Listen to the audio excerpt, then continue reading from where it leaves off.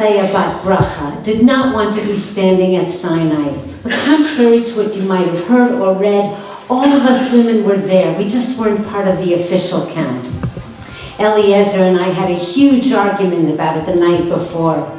I don't have time to go stand around that mountain. I've got too much cooking and cleaning to do. You go, tell me what happens. Wife, Eliezer says to me, you saw the notices. It's true. They were pinned to the flaps of every tent. I saw some down at the wash houses, over at the fire circles. Everyone had to attend. The young, the old, men, the women, the newborn, the dying. Since we didn't know exactly what time Moses was coming down from the mountain, I knew it meant that we would have to leave at the crack of dawn. We lived furthermost away from the scene of the action, with the poor families at the edge of the encampment. I didn't even bother going to sleep that night, what with preparation for the long day's trek ahead. Eliezer says to wake him when I'm ready.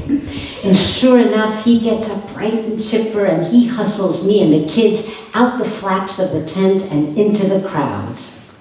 The crowds. The noise, the smell, the pushing, and the dust. Everywhere the dust. You could hardly breathe for the dust.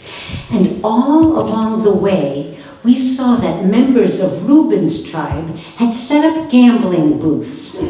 And they were taking bets on exactly what moment Moses would appear from coming down the mountain. Eliezer wanted to place a bet, but we're not like some families, and I don't mean to be gossipy or small-minded here, but like the Cohens and the Levies who managed to leave Egypt with all their valuables intact.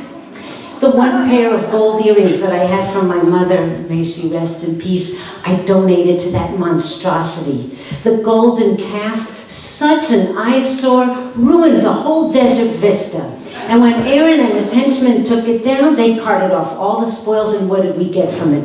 Bupkis, maybe a tax rebate. I pulled Eliezer away from those gambling tables and back into the crowds.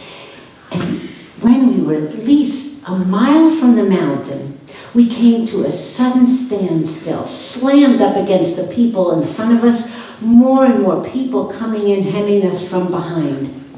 And as we stood there, we felt, the only way to describe this is like this thundering silence ripple through our bodies.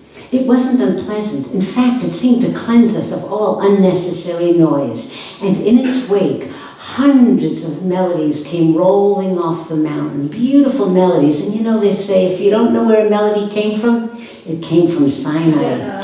And we all opened our mouths to sing that most beloved of melodies. Hiya, hiya, hiya, hiya. You might know this, you can sing. Yada, da, da, da, da, da. Yada, da, da, da, da. Except with that lag time from the front to the back, pretty soon we were all singing in different keys and different tempos. And you know, in some synagogues, they still like to pray that way. It makes them feel like they're standing in Sinai. In other synagogues, they like to pray in unison. Me, I have no opinion, to each his own. But I could feel everybody around me getting restless. Moses, Moses, when are we going to see Moses? Until a man nearby said, don't you know that Moses is simply an apparition of our collective imagination? And it's said that if you look through and beyond the light where you believe Moses to be standing, you will see all the way forward into the past where we are as one, unshattered, unbroken. Everybody began craning their necks, trying to look through and beyond the light. But don't worry, the man continued, even if you yourself don't have this vision, if those who do can communicate the transformative power of this experience to those who are open to listening and receiving, it will be as if we all had this vision.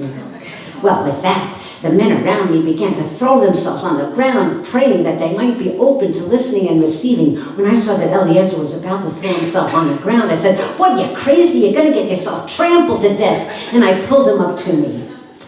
And that's when we saw it. The mountain was on fire. And from off the mountain, a voice came booming. Was it the voice of Moses? The voice of God or the voice of our collective imagination? And the voice said, "Here are the words you need to survive forever and ever." We all heard the words, and afterwards we began repeating them to each other. And you know, in the way when people begin to repeat what they heard, they change a little word here and they change a little word there. And I could see that for centuries to come, people would be debating exactly what was said and what did it all mean. For me, it came down to so much common sense. Don't murder, don't steal, don't go after someone else's wife, respect your parents. I've been saying stuff like that for years. We wouldn't have survived until now if we hadn't lived by those principles. Afterwards, Eliezer sat in his corner of the tent, rocking back and forth, saying he felt enlightened, at one with the cosmos. Me, I don't have time for the cosmos. I have to get dinner ready for the kids, and I have to mend Eliezer's coat that got torn in the fray.